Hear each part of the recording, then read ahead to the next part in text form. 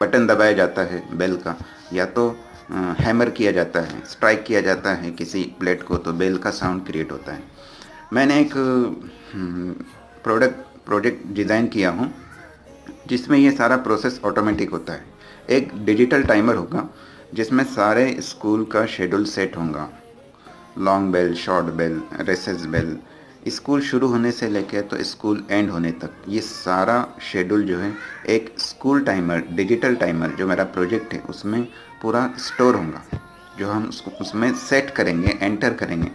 और ringing bell जो है उसके आगे कनेक्ट होती है, वो ऑटोमेटिकली रिंग होंगी as per schedule entered on digital timer.